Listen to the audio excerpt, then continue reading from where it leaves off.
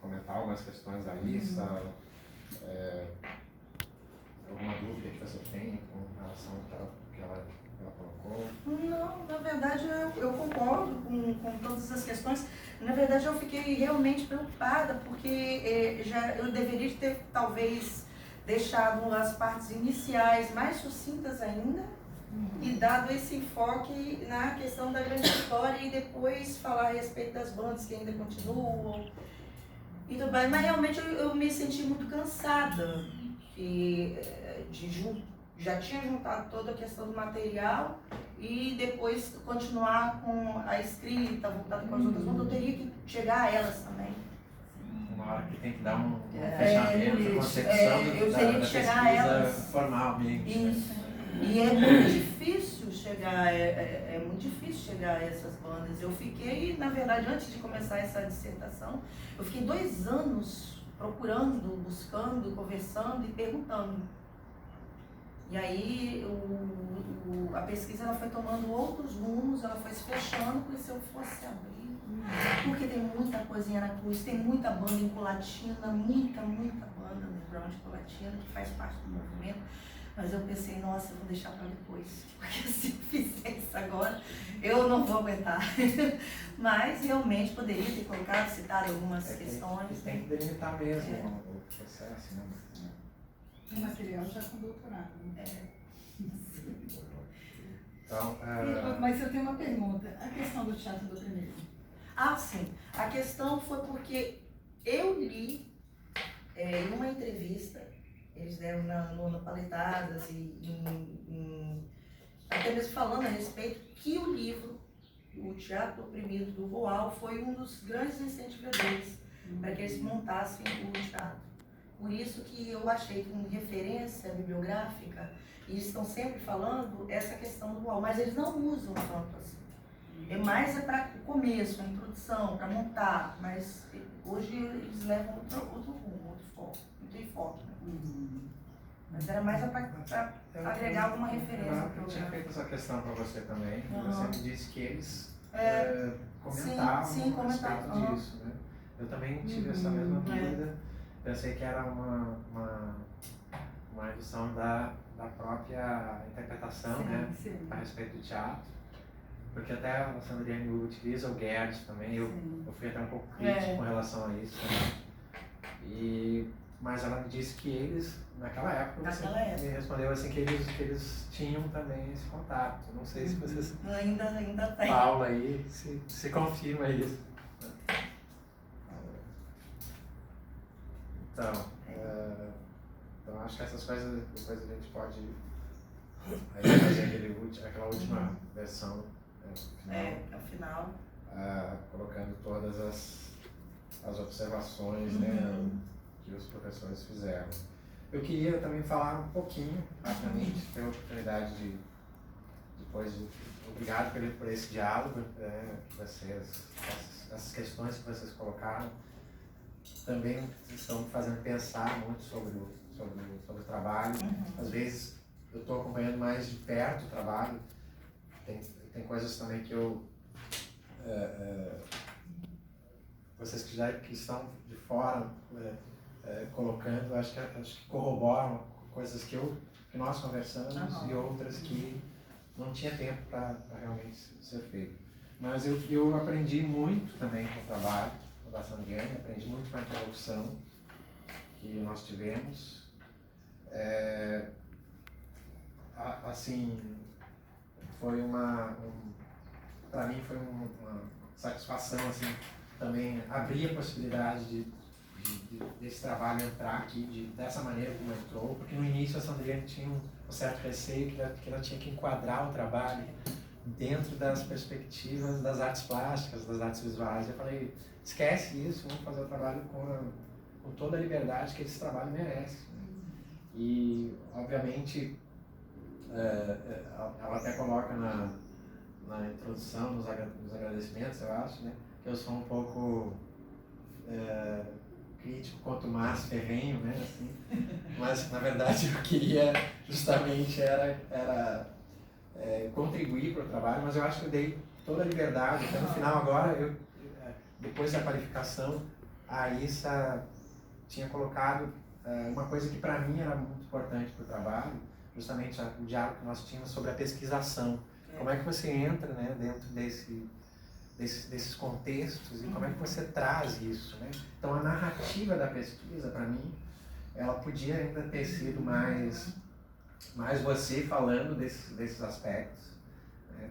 E nesse caso, eu também entraria já direto nas bandas e depois colocaria as outras contextualizações que vêm como adendo, né? Mas isso você achou melhor fazer dessa maneira, né? E eu acho que você conseguiu mesmo fazer né, o percurso histórico, né?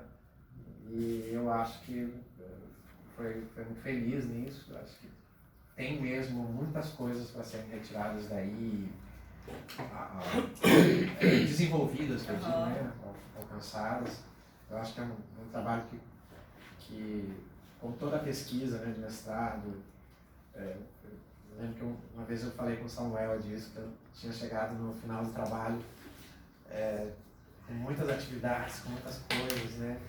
Ele disse assim, bem-vindo, então, agora, a partir de agora, só vai aumentar, os trabalhos só vão aumentar.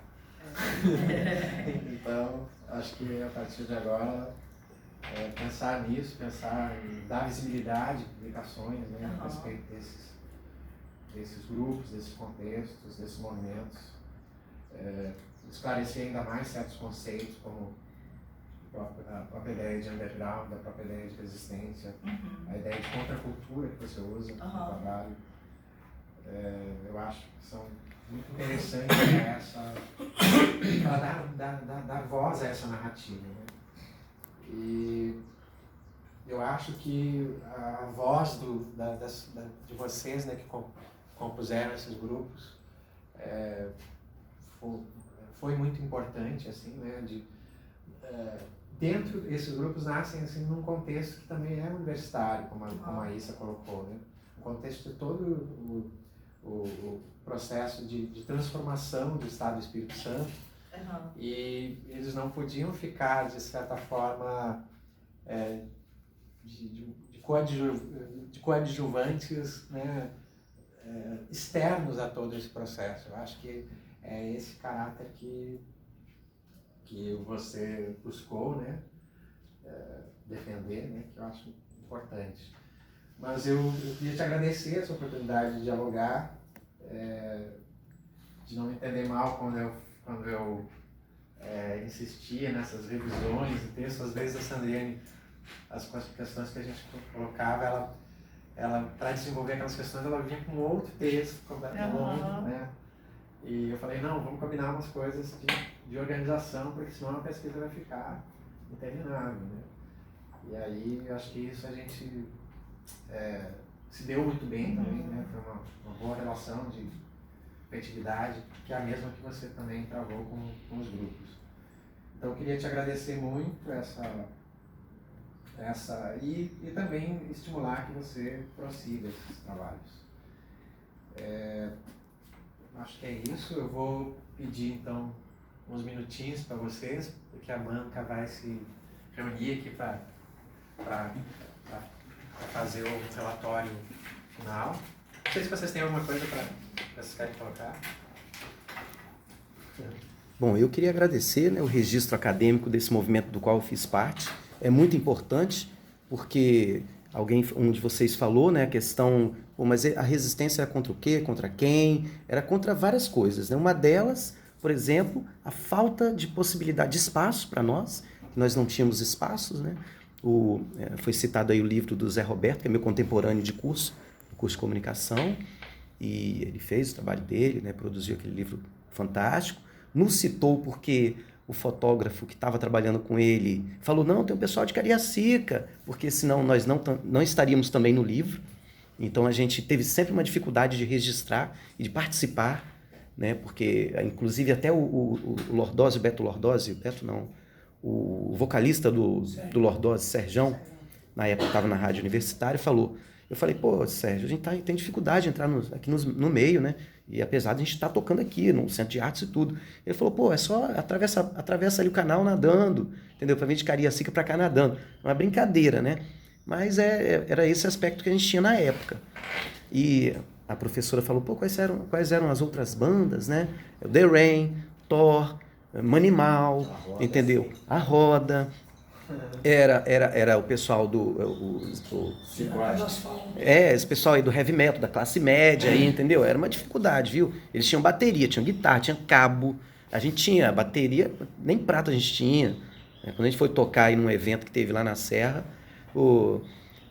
quase chegamos às vias de fato lá por causa de um chimbal que a gente tava precisando, não tinha. E a banda Piratas do Asfalto e tal, que era o Alexandre Lima, vocalista e tal, deu uma confusão. Bom, enfim, era isso aí. A gente tava ali comendo pelas beiradas, era sempre a última banda a tocar. Aí o Rock Lama, que foi organizado por um parceiro nosso, ele chamou a gente para tocar, tocamos lá de madrugada, já não tinha mais ninguém, mas o pessoal tocou primeiro, né? Então essa é uma queixa que a gente tem muito grande, porque a gente estava aqui em Vitória, no underground aqui, na Rua da Lama, e, no entanto, a gente estava sempre pelas beiradas. E o trabalho que a gente fez foi muito significativo.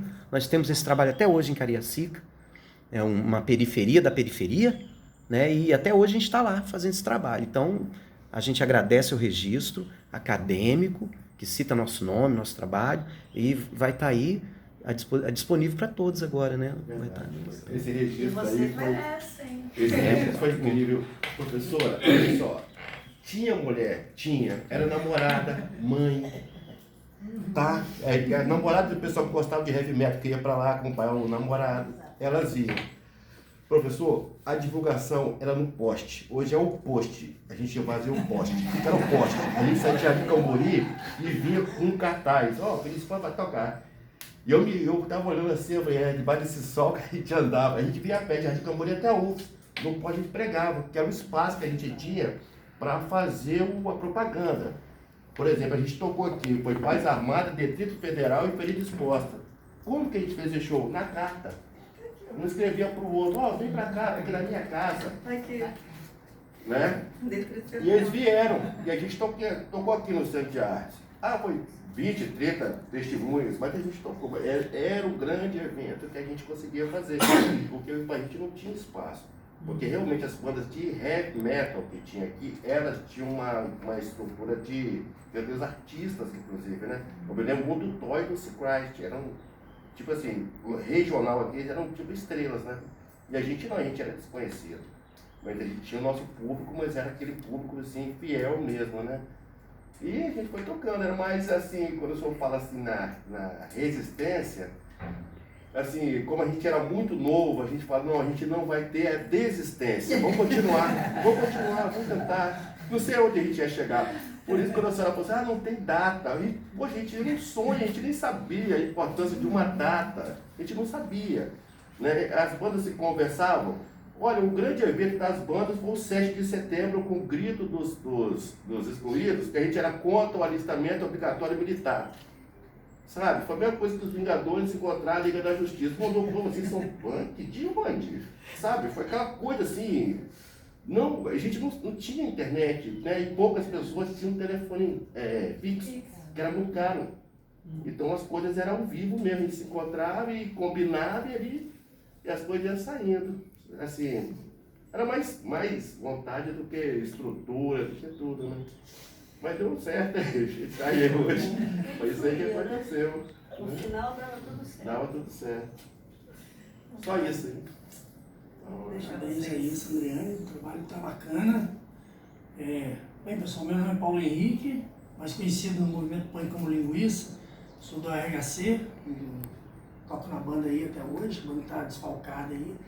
Sou do grupo Motim de Teatro. Para além do barulho, né, da música, a gente encara o movimento Pânico como um movimento de resistência, um movimento de contracultura, um movimento de ação direta e um movimento que é atrelado às lutas populares. Eu sou do município, qual a professora citou ali, né, que é impactado até o pescoço pela monocultura em larga escala do eucalipto, que é Conceição na Barra.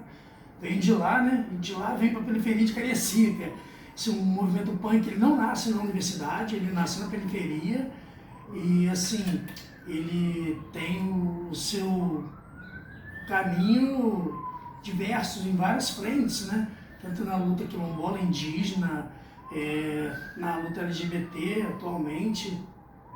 E assim, o movimento sempre teve mulheres, lógico, em proporções reduzidas, mas eu lembro da Carla, da Ivanise, da Cecília, da Tereza, da Sandriane, enfim, assim, as mulheres que participavam, e a Juliana, e os intercâmbios também de mulheres que vinham de outro estado para cá, né, de BH, São Paulo, e a gente rodou muito com o movimento punk, né? A gente foi a São Paulo, foi a Uruguai, foi a Argentina, foi a Belém do Pará, a Rio de Janeiro, e essa conexão entre o movimento punk através de carta, fanzine. E assim, se hoje pudesse expor o material que eu trouxe aqui, teria que ter umas 10 mesas dessa, né? A gente tem uma produção muito significativa. A gente está criando agora em Cariacica o Museu Vivo do Punk, que é um espaço de uma casa que estava abandonada, a gente conseguiu agora, e a gente vai expor não só o material do Espírito Santo, mas vai receber obras de vários lugares do mundo. Nós aqui do Movimento Anarcopunk, nós somos um braço da IAP, né, que é Internacional Anarcopunk, que é uma conexão a nível internacional de ações de vários movimentos em vários países, né? E hoje, além de estar no movimento anarcopunk representando a IAP, eu faço parte da Federação de Teatro aqui, a FECAT, Federação Capixaba de Teatro, e militante nas lutas, né, quilombolas, indígenas, e fico muito feliz por a gente ter esse espaço em qual a projeção da nossa luta, nossa resistência fica aí para a sociedade, né, que a gente existe, resiste, e a gente vai continuar. E assim, a história do nosso grupo, do Grupo Motim, né, está sendo bem relatada aí. A princípio, quando a gente surgiu com ideias de se contrapor a esse modelo de cultura de arte massificada através do teatro, porque o punk realmente era uma coisa que espantava muito a periferia. A gente saiu da periferia, veio para o centro, chegou aqui no centro, fomos oprimidos, porque aqui as coisas se viraram, né? Não era o punk na sua real essência na capital. Ali se desenhava algo para um outro caminho, o caminho da cultura de massa, até mesmo pelo viés underground. A gente pensava outra questão da luta punk, né? E aí a gente volta para o território, e no território se estabelece, organiza os nossos eventos, organiza o nosso show, organiza o teatro para ser uma forma de resistência. E aí, como que a gente vai fazer teatro se a gente não entende de teatro? A gente começa a entrar nos grupos mais marginais de Vitória. A gente começa a ir para o grupo Mulher Macho e grupo Taraumaras, e ali se mistura, vai para festivais latino-americanos de teatro. Hoje, o nosso grupo, a gente tem uma referência, o recorte do nosso grupo de teatro, do Motim, foi através dos fragmentos de zine, das nossas peças, e assim, um cadiquinho de cada um. Augusto Boal, né, teve ali a sua função, sim, mas Reich, o William Reich também teve um fragmento de zines, o teatro do absurdo, e o teatro latino-americano foi uma grande influência, né? E assim a gente pôde constituir uma ramificação nas comunidades quilombolas, criando um grupo Raiz Negra de teatro, que foi um grupo que saiu dentro do Motim para lá, e o grupo Oriente-se agora em oficinas de teatro dentro da universidade particular na FAESA, né? Enfim, a gente continua aí nesse processo e acho de muito valor essa contribuição, e estamos aí para contribuir mais ainda aí. Parabéns. Valeu, professores.